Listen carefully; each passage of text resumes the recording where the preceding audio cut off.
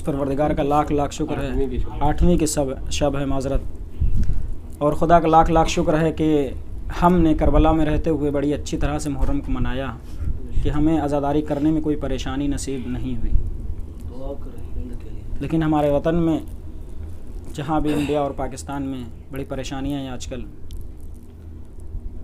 दुआ करते हैं कि परवरदिगार ये हालात जल्द अज जल्द सही हों, ताकि तमाम मोमिनीन अच्छी तरीक़े से आज़ादारी को कर सकें।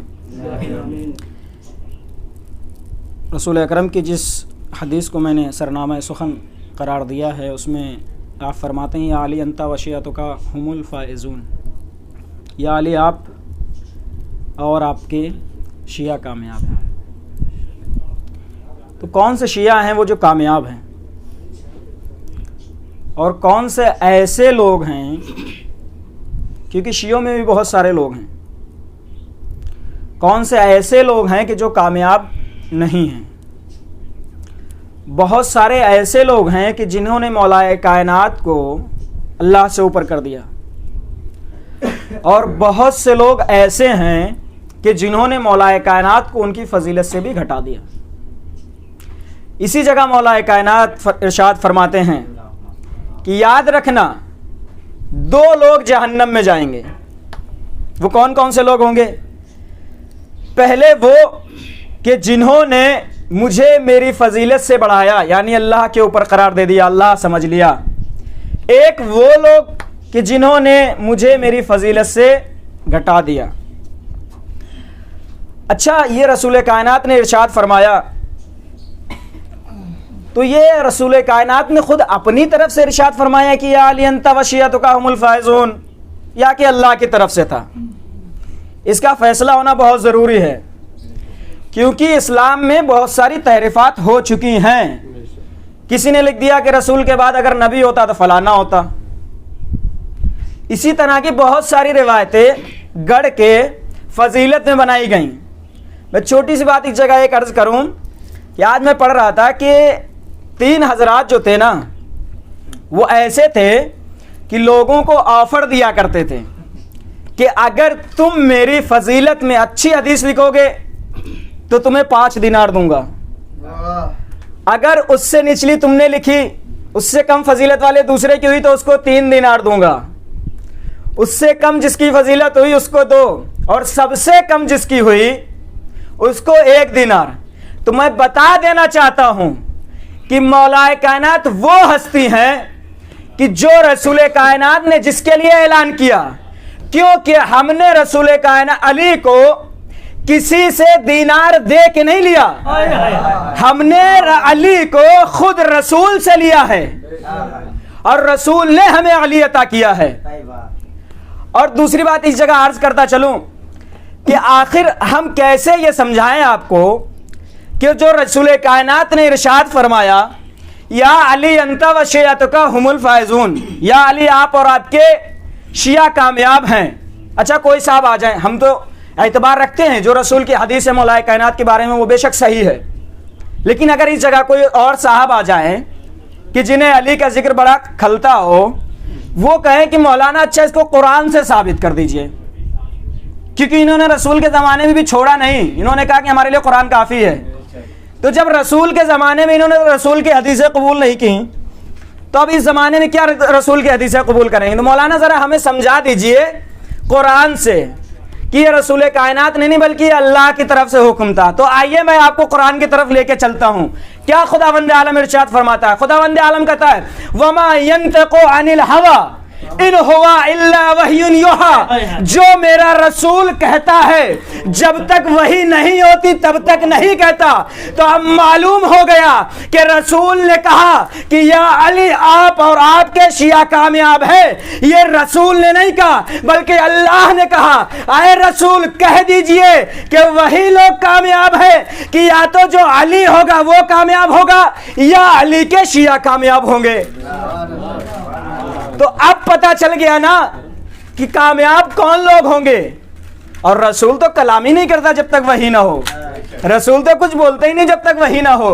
रसूल ने जो बोला بے شک رسول نے وہ زبان سے بولا لیکن الفاظ اللہ کے ہیں، کیونکہ خداوند عالم خود قرآن مجید میں ارشاد فرما رہا ہے یا تو معاذ اللہ ہم قرآن مجید کی آیت کو غلط کہہ دیں، اور یا تو پھر رسول کی حدیث کو قبول کر لیں کہ رسول جب تک نہیں بولتا جب تک اس کے اوپر کوئی وحی نازل نہیں ہوتی۔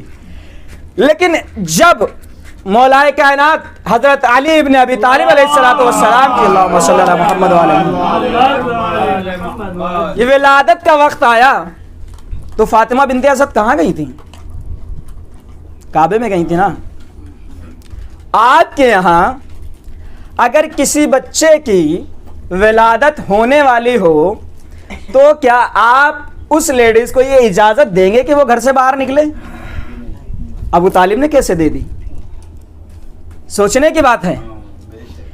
اور جو عورت اس حالت میں ہوتی ہے وہ ایک پرچھائی سے بھی ڈر جایا کرتی ہے، لیکن فاطمہ بنت اسد کے کیا سمجھ میں آیا کہ دیوار کعبہ شک ہوئے لیکن فاطمہ بنت اسد ڈری نہیں؟ سوچنے والی بات اس جگہ ہے۔ ابو طالب نے کچھ پوچھا نہیں کہ فاطمہ بنت اسد جا کہاں رہی ہو، کیونکہ ابو طالب کو بھی معلوم تھا کہ اب اس دنیا میں وہ آنے والا ہے کہ جو کل ایمان ہے، اس دنیا میں وہ آنے والا ہے جو خیبر کو فتح کرے گا، اس دنیا میں وہ آنے والا ہے جو بدر کا فاتح بنے گا، اس دنیا میں وہ آنے والا ہے کہ جو کل کفر کے مقابلے میں جائے گا، جس کو لقب دیا جائے گا کل ایمان۔ تو ابو طالب بھی گھبرائے نہیں، فاطمہ بنت اسد کو روکا نہیں۔ فاطمہ بنت اسد آ گئی کعبے کے پاس، دیوار کعبہ شک ہو گئی، فاطمہ بنت اسد نہیں ڈری۔ اس جگہ مجھے رک کے کہنے دیجئے ڈرتی بھی کیسے؟ پیٹ میں جو علی تھے، علی نے کہا گا اے ماں ڈرنے کی ضرورت نہیں ہے، میں موجود ہوں۔ ایک صلوات پڑھیں محمد و آل محمد۔ اے مادر گرامی ڈرنے کی کوئی بات نہیں ہے، میں موجود ہوں۔ ولادت ہوئی مولا کائنات کے بعد کسی نے کچھ نہیں پوچھا کہ فاطمہ بنت اسد کہاں ہیں۔ ابو طالب نہیں گئے، ابو طالب کو معلوم تھا کہ جس کو خدا بھیج رہا ہے خدا اس کا ذمہ دار ہے، جس کو رسول نے دعاؤں میں مانگا ہے خدا اس کی خود حفاظت کرے گا۔ 3 دن گزرے، مولا کائنات نے آنکھیں نہیں کھولی، ولادت ہو گئی، آنکھیں نہیں کھولی۔ رسول کائنات آئے، آنے کے بعد مولا کائنات کو اپنی گود میں لیا، جیسے ہی امامت کی آنکھیں کھلی نبوت کی زیارت کی۔ نبوت کی زیارت کرتے ہی رسول کائنات نے اپنی زبان کو علی کی دہن میں ڈالا، جیسے ہی علی کے دہن میں ڈالا فوراً علی نے علم نبوت کا سودا کر لیا۔ اب 2 موقع میں بیان کروں گا جس جگہ علی نے سودا کیا ہے۔ پہلا موقع وہ ہے کہ جب نبوت کی گود میں امامت نے آنکھیں کھولی تو علم کا سودا کیا۔ دوسری شب وہ ہے کہ جب ہجرت کی رات علی بستر پہ سوئے تو نفس خدا کا سودا کر لیا۔ 2 موقع آئے اور علی نے دونوں موقع گوائے نہیں۔ ایک وقت علم نبوت کا سودا کیا اور دوسرے وقت نفس اللہ کا سودا کیا، اللہ سے سودا کر لیا علی نے۔ اب اچھا ہجرت کی میں آپ کو بات بتا دوں۔ رسول ہجرت کر کے جا رہے ہیں تو کہتے ہیں کہ چاروں طرف سے دشمنوں نے گھیرا ہوا تھا، چاروں طرف سے دشمنوں نے گھیرا ہوا تھا۔ آپ اگر اس جگہ موجود ہیں اور آپ چاروں طرف سے گھرے ہوئے ہیں تو آپ کس جگہ سے نکلیں گے؟ نکلنے کا کوئی موقع نہیں ہے۔ ہمارا عقیدہ مجلس میں یہ ہے کہ جب ہم مجلس کرتے ہیں تو اس جگہ معصومین علیہ الصلوۃ والسلام تشریف لاتے ہیں۔ معصومین تشریف لاتے ہیں۔ اچھا جب ہم یہ کہیں گے تو کچھ لوگ ایسے بھی ہوں گے جو کہیں گے ہمیں تو نظر نہیں آتے، ہمیں تو دکھائی نہیں دیتے۔ بھائی اتنا یاد رکھیے گا کہ ہمیں تو دکھائی نہیں دیتے۔ آئیے ہجرت میں رسول کائنات اندر ہیں، علی کو اپنے بستر پہ سلایا، رسول کائنات باہر نکلے، نکلنے کے بعد کنکڑیاں اٹھائیں، دشمن کی طرف پھینکی اور رسول نکلتے چلے گئے, دشمنوں کو کچھ دکھائی نہیں دیا, تو اب جو بھی آپ کے پاس آئے وہ کہے کہ آپ کے فرش پہ معصومین آتے ہیں, ہمیں نظر نہیں آتے, ہمیں نظر نہیں آتے, تو جواب سیدھا سا ہے, کہہ دیجئے گا کنکڑی لگی ہوگی اسی لیے نظر نہیں آتے. اگر کنکڑی سے بچ گئے ہوتے تو شاید نظر آ جاتے. اور یقیناً جن کے کنکڑی لگ گئی ہے قیامت تک لگی رہے گی, وہ ہٹنے والی نہیں ہے. اچھا اب ذرا آگے آئیے, میں آپ کو لے کے چلتا ہوں. مولا کائنات کے ساتھ یہ سارے قصے ہو گئے, واقعے ہو گئے. مولا کائنات ہجرت کی شب رسول کے بستر پہ سو گئے, اور خندق میں ایک ایسا موقع آیا کہ جس وقت یہ اعلان ہوا, رسول نے اعلان کیا کہ آج کون ہے کہ جو کل کفر کے مقابلے میں جائے گا. کوئی نہ نکلا, کل کفر کے مقابلے میں کوئی نہ نکلا. جو کل کفر کے مقابلے میں نہیں نکلا, میں سمجھتا ہوں اس کے پاس ایمان نہیں تھا, کیونکہ رسول نے جو کہا اس حکم کی اطاعت کرنا واجب ہے. تو کون نہیں نکلا؟ کوئی نہیں نکلا. کون نکلا؟ علی نکلے. علی نے جنگ کی اور قتل کیا. علی کو لقب ملا کل ایمان. اچھا کیا آپ ذرا سوچئے, کیا اس بیٹے کو کبھی اچھی نظروں سے دیکھا جا سکتا ہے کہ جس کا باپ برا ہو؟ کبھی دیکھا جا سکتا ہے؟ ممکن نہیں ہے. کتنا بھی اچھا ہو لیکن یہ ضرور کہہ دیا جائے گا کہ اس کا باپ ایسا تھا. لیکن میں ان سے پوچھنا چاہتا ہوں کہ جو یہ کہتے ہیں کہ ابو طالب کافر ہیں, کسی کافر کا بیٹا معاذ اللہ کل ایمان کیسے ہو سکتا ہے؟ ایک صاحب تھے, ایک انڈیا کا واقعہ, بڑا مشہور واقعہ, آپ لوگوں نے سن رکھا ہوگا, زیادہ کچھ بیان نہیں کرنا ہے. تو ان کی بیٹی کی شادی, اور انہوں نے ایک مولانا کو نکاح کے لیے بلایا. مولانا کو تھوڑی دیر ہو گئی. جب مولانا کو دیر ہونے لگی تو ایک شیعہ مومن وہاں موجود تھا. اس نے کہا کہ میرا ایک جاننے والا ہے, حالانکہ وہ ہندو ہے لیکن نکاح پڑھ لیتا ہے. ہندو ہے لیکن نکاح پڑھنا جانتا ہے. تو انہوں نے کہا کیسی باتیں کرتی ہو, میں اپنی بیٹی کا نکاح کسی ہندو سے کیسے پڑھوا سکتا ہوں؟ کہا جب تم ایک عام انسان ہو کے اپنی بیٹی کا نکاح کسی کافر سے نہیں پڑھوا سکتے, تو جو رسول ہے وہ اپنا نکاح کسی کافر سے کیسے پڑھوا سکتا ہے؟ سوچنے والی بات ہے کہ نہیں ہے؟ ایک صلوات پڑھو محمد وآل محمد.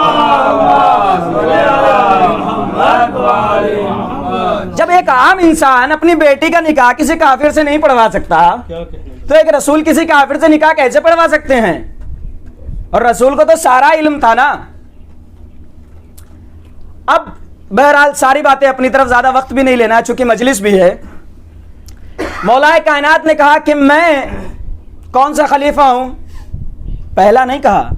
مولا کائنات نے کہا کہ میں چوتھا خلیفہ ہوں. پہلے سب سے پہلے آدم, اس کے بعد سلسلہ ایک نبیوں کا. یہ 3 نبی ہیں خلیفہ, اور چوتھے مولا کائنات حضرت علی ابن ابی طالب علیہ السلام. علی نے کہا اے لوگوں, مجھے پہلا خلیفہ نہ کہنا, مجھے چوتھا خلیفہ کہنا. اب یہ کوئی یہ مت سوچ لے کہ 3 خلیفہ وہ ہو گئے, ان کا تو کوئی ٹھکانہ ہی نہیں ہے. کیونکہ ہمارے یہاں خلیفہ فقط وہ بنتا ہے کہ جس کا اعلان خدا نے کیا ہو. جس کا اعلان پبلک کرے ہم اس کو خلیفہ نہیں مانتے. خدا وند عالم نے جب سب سے پہلے خلیفہ کو پیدا کیا آدم کو, تو کیا حکم دیا لوگوں کو؟ سب کے سب سجدے میں چلے جاؤ. جو سجدے میں نہیں گیا وہ کیا ہو گیا؟ ابلیس ہو گیا. خدا وند عالم نے پہلے خلیفہ کو یہ فضیلت قرار دی کہ سب کو سجدے کا حکم دیا. کیونکہ جب آپ کبھی کوئی کام کرتے ہیں تو بہت اچھی طریقے سے شروعات کرنے کی کوشش کرتے ہیں اور بہت اچھی طریقے سے ختم کرنے کی کوشش کرتے ہیں. تو خدا نے بالکل ایسا ہی کیا, پہلے خلیفہ کو بنایا, سب کو بتانا چاہا کہ دیکھو جس کو میں منتخب کر رہا ہوں اس کا تم کو سجدہ کرنا ہوگا. سب نے سجدہ کیا, جس نے نہیں کیا وہ ابلیس ہو گیا. سب سے آخری خلیفہ کو ذرا آ کے دیکھ لیجئے. سب سے آخری خلیفہ کو خداوند عالم نے خانہ کعبہ میں پیدا کیا تاکہ لوگ اس کو سمجھ سکیں. بے شک ہر امام کی فضیلت ایک اپنی جگہ ہے, لیکن علی سے پہلے نہ تو کوئی خانہ کعبہ میں پیدا ہوا تھا اور قیامت تک نہ پیدا ہوگا. جس طرح خدا ایک خلیفہ کو منتخب کر دے وہ خلیفۃ المسلمین نہیں بلکہ خلیفۃ اللہ ہوا کرتا ہے, اسی طرح حضرت علی ابن ابی طالب خلیفۃ المسلمین نہیں بلکہ خلیفۃ اللہ ہے. صلوات پڑھو محمد و آل محمد پر. کیونکہ خلیفۃ المسلمین وہ ہوا کرتا ہے کہ جس کو مسلمانوں نے منتخب کیا ہو. خلیفۃ اللہ وہ ہوتا ہے کہ جس کو اللہ نے منتخب کیا ہو. یہ ہے علی کی فضیلت.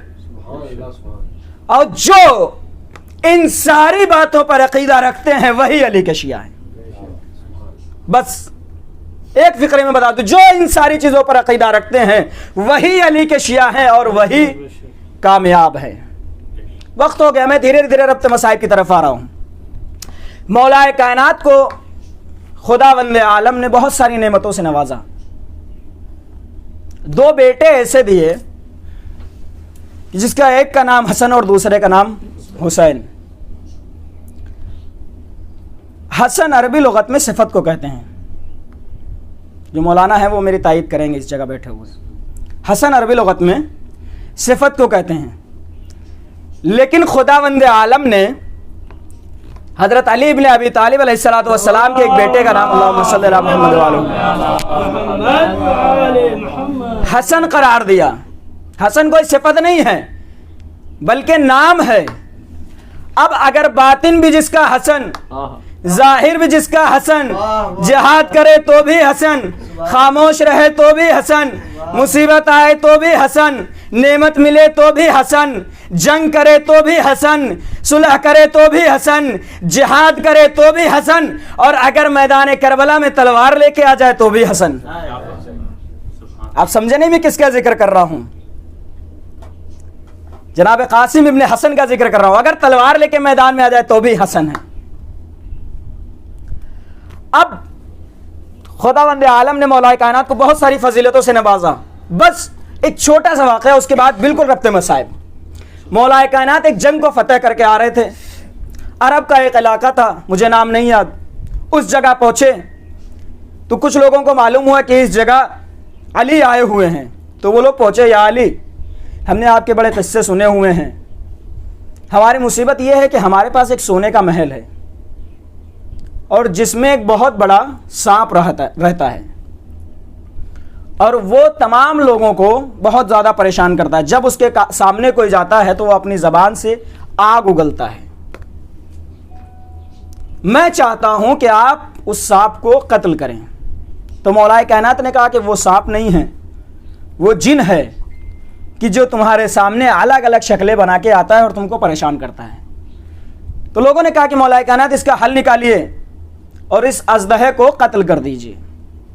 تو مولا کائنات نے کہا کہ میں جب تک تلوار نہیں اٹھاتا جب تک مجھ سے خود رسول کائنات نہ کہیں, میں جہاد صرف اور صرف رسول کائنات کے کہنے پر کرتا ہوں. تو دوسرا بولا یا علی, رسول کائنات تو مدینے میں ہیں, اب ان سے اجازت کیسے طلب کریں؟ کہا کہ میں خط لکھ کے دیتا ہوں, جاؤ مدینے. کہا کہ یا علی اگر مدینے جاؤں گا تو کافی وقت لگ جائے گا. کہا ٹھہرو. خط لکھا مولا کائنات نے, ہاتھ میں ایک پرچم دیا, ایک آبا پہنائی, لال کپڑا سر پہ باندھا اور کہا گھوڑے پہ بیٹھ جاؤ. جیسے ہی اس نے یہ سارے کام انجام دیے, گھوڑے پہ بیٹھا, زمینوں کے فاصلے ختم ہو گئے اور چند لمحوں میں مدینے پہنچ گیا. جیسے ہی مدینے پہنچا تو رسول کائنات ام سلمہ کے گھر موجود تھے. جیسے ہی وہ مدینے پہنچا تو رسول کائنات نے ام سلمہ سے کہا, ام سلمہ ذرا دروازے کو کھول دو, علی نے ایک قاصد بھیجا ہے. ہائے ہائے, کیا فضیلت ہے نبی کی نظر میں علی کے قاصد کی. اور نبی کے قاصد کی بھی علی کی نظر میں فضیلت بتاؤں گا میں. کیا فضیلت ہے؟ ام سلمہ دروازے کو کھول دو کیونکہ علی کا قاصد آنے والا ہے. ام سلمہ نے دروازے کو کھولا, نبی نے خط کو پڑھا اور جواب لکھ دیا کہ آپ اس امر کو انجام دیجئے, انشاءاللہ آپ کامیاب ہوں گے. وہ پھر خط واپس لے کے چلا اور جیسے ہی مولائے کائنات تک پہنچنے والا تھا, مولائے کائنات نے اصحاب کو حکم دیا کہ سب لوگ کھڑے ہو جاؤ, رسول کا قاصد آنے والا ہے. یہ ہے, دیکھ لیں فضیلت, سب لوگ کھڑے ہو جاؤ, رسول کا قاصد آنے والا ہے. رسول کا قاصد پہنچا, علی کو خط دیا, علی نے خط کو پڑھا اور جنگ کرنا شروع کی. ایک دائرے کو کھینچا, عمار کو بٹھایا, یاسر کو بٹھایا اور سب سے آگے اپنے آپ بیٹھ گئے اور کہنے لگے کہ اس دائرے سے کوئی خارج نہیں ہوگا اور جب تک میں نہ کہوں تلاوت قرآن کرتے رہنا. جب مولائے کائنات نے ان جناتوں سے بات کی, باقاعدہ روایت میں ہے کہ ان جناتوں سے بات کی, تو کہتے ہیں بات کرنے کے بعد مولائے کائنات کو بہت غصہ آیا اور مولائے کائنات نے پھر اپنی تلوار کو نکالا, کیونکہ حجت خدا ہے نا, پہلے حجت تمام کرے گا, پہلے حجت کو تمام کیا, اس کے بعد تلوار کو نکالا. اب جیسے ہی تلوار کو نکالا, بہت بڑا اژدہا سامنے آ گیا. عمار تھے, یاسر تھے, سلمان تھے, قمبر تھے, بوذر تھے, سب ڈرنے لگے. یا علی اب کیا ہوگا؟ کہا تلاوت قرآن کرتے رہو. تلاوت قرآن کرتے رہے. آخر کار یاسر کو برداشت نہ ہوا اور تلاوت رک گئی قرآن کی, اور بعید نہیں تھا کہ بے ہوش ہو جاتے. مولائے کائنات نے یاسر کو پکڑا. جیسے یاسر کو پکڑا تو یاسر فوراً اپنے خیموں میں پہنچ گئے, اور جیسے ہی خیموں میں پہنچے تو فوراً بے ہوش ہو گئے. اب جیسے ہی یاسر اپنے خیمے میں پہنچے اور مولائے کائنات دعا کر رہے ہیں کہ پروردگار یا رسول اللہ میرے لیے دعا کریے کہ میں ان دشمنوں پہ سبقت پالوں, ان کفاروں پہ سبقت پالوں. مولائے کائنات یہ دعا کر رہے ہیں. رسول کائنات جناب فاطمہ زہرا صلوات اللہ علیہا اپنے گھر میں اللہم صلی علی محمد وعلی سو رہی ہیں. جیسے ہی جناب فاطمہ زہرا صلوات اللہ علیہا نے خواب میں دیکھا کہ علی کفار کے درمیان گھر گئے ہیں, تو فوراً اٹھ کے گریا کرنے لگیں اور رونے لگیں. رسول کائنات نے آئے, کہا بیٹی کیوں گریا کر رہی ہو, کیوں کو رو رہی ہو؟ بس یہیں سے رب سے مسائل, کیوں گریا کر رہی ہو, کیوں رو رہی ہو؟ بابا جان میں نے ابھی علی کو دیکھا ہے, کفاروں کے نرغ عادہ میں گھرے ہوئے ہیں. پروردگار یا بابا علی کے لیے دعا کریے. رسول کائنات نے کہا بیٹی پریشان نہ ہو, گھبراؤ نہ, انشاءاللہ علی جیت کے آئے گا. بس میں ایک بات کہنا چاہتا ہوں بیوی سے, بیوی ابھی تو آپ نے علی کو نرغ عادہ میں دیکھا ہے اور علی جیت کے آئے ہیں, فتح حاصل کر کے آئے ہیں, لیکن ذرا زینب سے پوچھئے کہ جب کربلا کا میدان ہوگا, نرغ عادہ ہوگا اور حسین اکیلا کھڑا ہوا ہوگا, بیوی ذرا زینب سے تو پوچھئے کہ جس کے سامنے ایک بھائی کا گلا کاٹا جا رہا ہوگا, بیوی ذرا زینب سے تو پوچھئے کہ جس کے سامنے ایک جوان بیٹے کی جگر میں برچی کا پھل مارا جائے گا, بیوی ذرا زینب سے تو پوچھئے کہ جس کو اپنے عباس جیسے بھائی پہ ناز تھا اس کے دونوں بازو قلم کر دیے جائیں گے. جناب قاسم صلوات اللہ علیہ کہ آپ نے ابھی مصائب سنے, آج 8 محرم کی شب ہے نا, تو میں آپ کو مصائب سناتا ہوں غازی عباس علیہ السلام کے. بڑی مظلوم شخصیت ہے مولائے کائنات کی طرح. ایام ازا ختم ہونے کو آ رہے ہیں, کل 8 ہے, 9 ہے, اس کے بعد 10 ہے, ایام ازا ختم ہو گئے.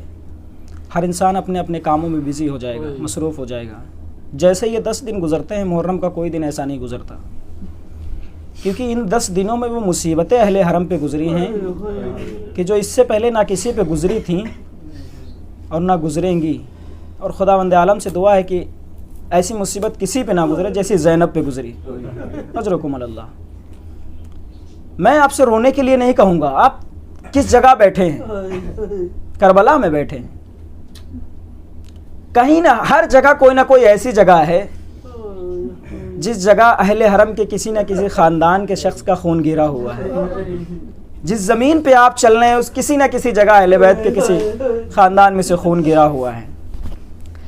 جناب زینب صلوات اللہ علیہا کا عباس جیسا بھائی کہ جس کے لیے جناب زینب بڑا فخر کرتی تھیں، جب مدینے سے قافلہ چلا ہے تو عباس نے اپنی تلوار کو باہر نکالا اور اعلان کیا کہ سب لوگ جتنے مرد ہیں سب اپنے اپنے گھروں میں چلے جائیں، کیونکہ میری بہن زینب نکلنے والی ہے۔ ہائے رے، اتنا اہتمام! مولا آپ اتنا اہتمام مدینے میں کر رہے ہیں، تلوار کو نکال کے باہر نکل آئے آپ اور سب کو گھر میں بھیج رہے ہیں، لیکن ذرا سوچئے کہ جب آپ کے بازو قلم ہو جائیں گے، جب حسین شہید ہو جائیں گے تو زینب کے پردے کا اہتمام کرنے والا کون ہوگا؟ مولا اس وقت زینب اکیلی ہوگی اور آپ کا ٹوٹا ہوا نیزہ ہاتھ میں ہوگا اور زینب خیموں کی پاسبانی کر رہی ہوگی۔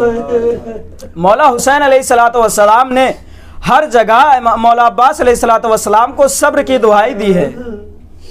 کسی جگہ جب کسی شقی سے ملاقات ہوئی اور مولا عباس کو غصہ آیا تو مولا حسین نے کہا بھیا عباس ابھی صبر کرو، یہ کربلا نہیں ہے۔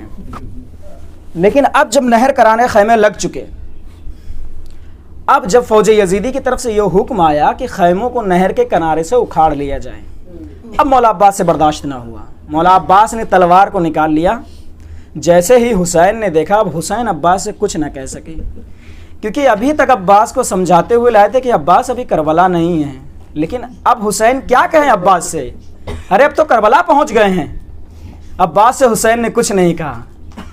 جس کی بڑی عزت تھی عباس کی نظر میں، جس کو شہزادی کہا کرتے تھے عباس، امام حسین دوڑتے ہوئے زینب کے پاس گئے، بہن زینب عباس کو روک لو، کیونکہ عباس سے میں نے ہر جگہ کہا کہ عباس یہ کربلا نہیں، لیکن میں عباس سے اب کیا کہوں، اب تو کربلا بھی آ گئی ہے۔ جناب زینب نے فضہ کو بھیجا، جاؤ فضہ عباس کو بلا کے لاؤ۔ عباس ہیں، شجاعت سے لبریز ہیں، ظالموں کے سامنے ایک لکیر کو کھینچا اور کھینچنے کے بعد کہا جب تک میں واپس نہ آ جاؤں تب تک اس لکیر کو پار نہیں کرنا، اگر کسی نے پار کیا تو اس کا سر تن پہ نہیں رہے گا۔ یہ شجاعت ہے عباس کی۔ لیکن زینب نے حکم دیا، جن شجاعت بھرے ہاتھوں سے عباس نے خیموں کو لگایا تھا، انہی ہاتھوں سے بڑی مظلومیت کے ساتھ خیموں کو اکھاڑ رہے ہیں عباس۔ خیمے اکھڑ گئے، سب کچھ ہو گیا، اب عباس کی شہادت پہ آئیے۔ بچے بڑے پیاس سے بلک رہے ہیں، سکینہ بار بار عباس کے پاس آ رہی ہیں، امو بچے بڑے پیاسے ہیں، امو ذرا پانی کا انتظام کریے۔ سکا سکینہ ہے نا عباس، امو ذرا پانی کا انتظام کیجئے۔ مولا حسین کے پاس عباس بار بار جاتے ہیں، مولا مجھے اجازت دیجئے۔ اجازت کیوں نہیں دیتے؟ لیکن مولا اجازت نہیں دیتے کہ تم میرے لشکر کے علمدار ہو، میں تم کو کیسے اجازت دوں؟ اب کہ جب سب کی شہادت واقع ہو چکی، علی اکبر بھی شہید ہو چکے ایک روایت کے مطابق، اب عباس پھر گئے مولا کے پاس، کہا مولا اب تو کوئی لشکر باقی نہ رہا، اب مجھے مرنے کی اجازت دے دیجئے۔ کہتے ہیں کہ مولا حسین نے اجازت دی، جیسے ہی سکینہ نے سنا خوشی کے مارے چہرے کا رنگ لال ہو گیا کہ اب لگتا ہے پانی کا انتظام ہو جائے گا۔ سکینہ دوڑتی ہوئی بچوں کو خیمے میں گئی اور اپنی سوکھی ہوئی مشک اٹھا کے لائی اور عباس کو مشک دے دی۔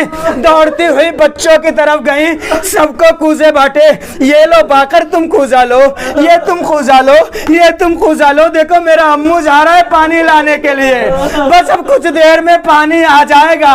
اور اپنے ہاتھوں کو جوڑ کے کہوں گا، اے سکینہ ارے بچوں کو کوزے نہ بانٹو، کیونکہ عباس پلٹ کے واپس نہیں آئے گا۔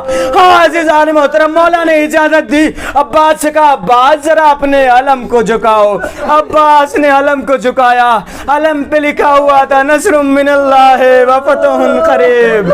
حسین نے کاٹ کے لکھا انا للہ و انا الیہ راجعون۔ عباس کو علم دے دیا۔ عباس گئے جنگ کرتے ہوئے، ایک مرتبہ نہر پہ قبضہ کر لیا عباس نے سکینہ کی سوکھی ہوئی مشق عباس نے پانی میں ڈالی تو روایتوں میں ہے کہ مشق کو تر ہونے میں بڑی دیر لگی، کیونکہ 3 محرم کو پانی ختم ہو گیا، 3 محرم کو پانی بند ہوا اور 7 کو پانی ختم ہو گیا۔ سکینہ کی مشق بڑا سوکھ گئی تھی عزیزوں، بڑی دیر لگی سکینہ کی مشق تر ہونے میں۔ عباس نے سکینہ کی مشق کو بھرا، خیمے کی طرف رخ کیا، لیکن عباس خیموں تک نہ پہنچے۔ کسی شکی نے ایسا وار کیا کہ عزیزان محترم عباس کا دایاں بازو قلم ہوا۔ دوسری مرتبہ کسی شکی نے ایسا وار کیا، عباس کا بایاں بازو قلم ہوا۔ علم زمین پہ ٹھنڈا ہوا، لیکن عباس اب بھی نہیں مانے، مشق کو دانتوں میں دبائے ہوئے خیموں کی جانب بڑھتے چلے جاتے ہیں۔ ایک شکی نے وار کیا کہ مشق چھد گئی، پانی بہنے لگا۔ ارے جیسے ہی مشق سے پانی بہنا شروع ہوا، ارے عباس کی آس ٹوٹ گئی۔ عباس نے خیموں کی طرف سے فوج اشکیا کی طرف اپنا رخ موڑا۔ روایتوں میں کسی شکی نے ایسا تیر مارا کہ عباس کی آنکھ میں تیر لگ گیا۔ ارے عباس تاب نہ لا سکے، زین سے زمین پہ آئے، آواز دی آقا، اے آقا حسین میری مدد کو۔ مولا حسین دوڑتے ہوئے آتے ہیں اور کیا کرتے مولا حسین؟ کہتے ہیں کہ مولا حسین عباس کے پاس ایسے آئے، بڑا قیامت بھرا جملہ ہے۔ مولا حسین عباس کے پاس ایسے آئے کہ جیسے کوئی 6 مہینے کا بچہ ارے چلتا ہوا اپنی ماں کے پاس آتا ہے۔ مولا اپنی کمر کو پکڑے اور کہہ رہے ان کسرت زاری آقی، اے عباس، ارے تمہارے جانے نے میری کمر خمیدہ کر دی۔ عباس کے پاس آئے، حسین بھیا عباس کوئی وصیت ہے؟ ہاں کا وصیت ہے، میرے لاشے کو خیموں میں نہ لے جائیے گا، میرے لاشے کو خیموں میں نہ لے جائیے گا، کیونکہ میں سکینہ سے شرمندہ ہوں۔ رو لیجئے جتنا رونا ہے، ایام عزا کے آخری دن چل رہے ہیں، میرے لاشے کو خیمے میں لے کے نہ جائیے گا۔ ہاں عزیزان محترم، وقت آخر آیا، حسین نے عباس کے لاشے کو چھوڑا، اور 2 ایسے لاشیں ہیں کہ جو خیموں میں نہیں پہنچے، اور دونوں بڑے مظلوم لاشیں ہیں۔ پہلا لاش عباس کا ہے کہ جو خیموں تک نہیں پہنچا، اور دوسرا لاش حسین کا ہے ارے جو خیموں تک نہیں پہنچا۔ ارے جیسے ہی سکینہ نے دیکھا کہ امو کا علم آ رہا ہے، ارے بچوں کو جمع کیا، اے بچوں ارے ذرا قریب جمع ہو جاؤ، میرا امو پانی لے کے آ گیا۔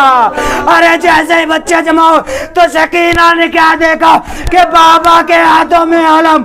سکینہ بابا سے لپٹ گئے، بابا ارے مجھے معلوم تھا میرا امو واپس نہ آئے گا، اے بابا ارے میرا امو کھارے گا۔